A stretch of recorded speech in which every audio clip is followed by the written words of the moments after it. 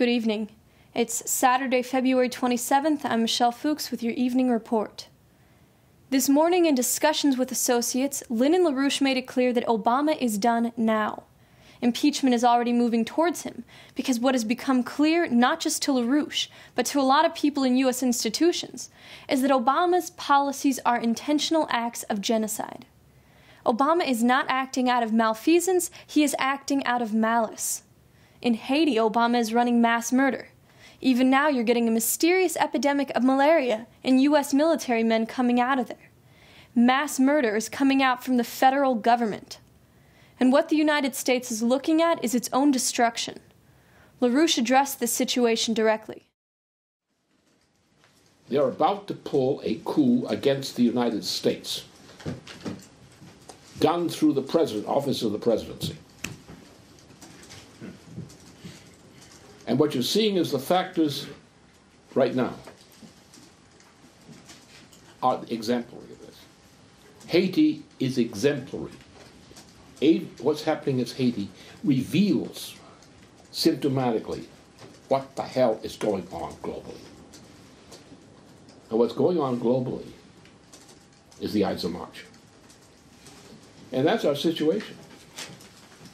But you're looking at, within a matter of weeks, in the span of weeks, a destruction of the United States as a nation. You're seeing a symptom of this in California, in Berkeley.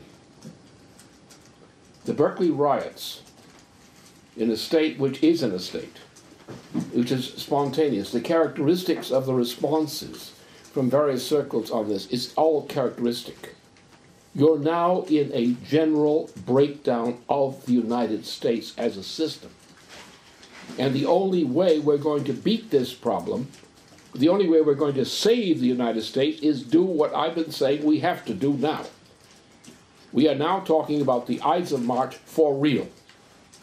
The Ides of March LaRouche warned about are that the system is coming down, and in less than 2 weeks there can be a complete implosion of the presidency.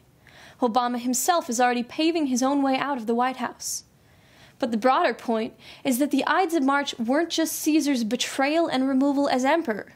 It meant the end of Rome and of the Roman Empire. Our nation, too, is faced with an existential threat to its survival.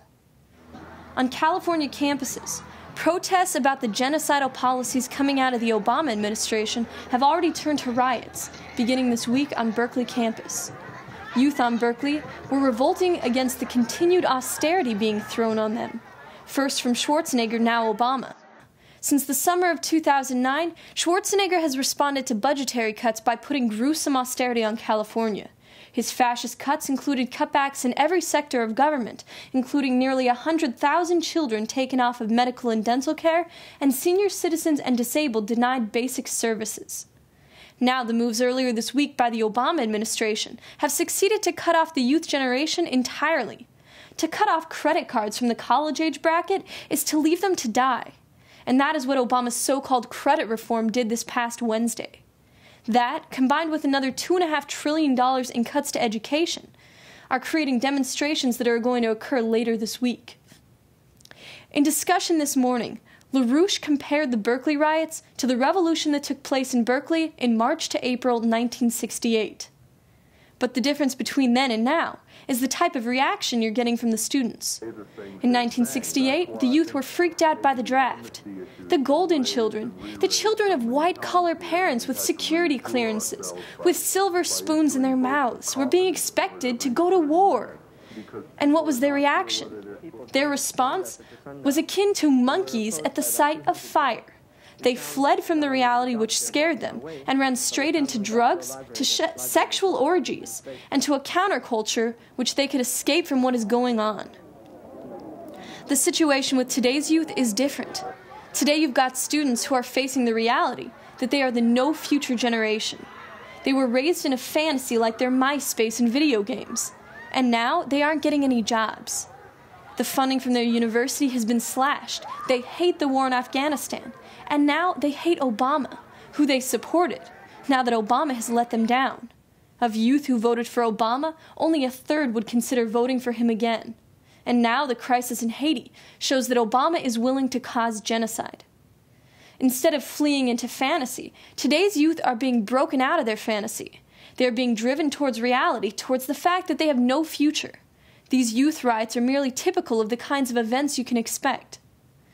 Because what you're seeing around the globe is to be put in the same picture as these riots. With the earthquakes in South Korea and Chile and the tsunami warnings in Hawaii, it is clear that right now we are on the edge. The situation in Haiti will do nothing but continue to worsen. The breakdown of the European financial system centered in Brazil is part of this.